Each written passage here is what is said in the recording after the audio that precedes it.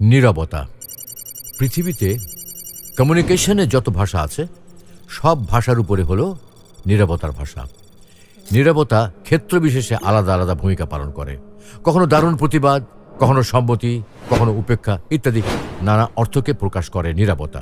কাজেই শাব্দিক শিল্প, চিত্র, সঙ্গীত কিংবা মিশ্র শিল্পর মাধ্যমগুলো এই নীরবতাকে শিল্পের মর্যাদা দিয়েছে।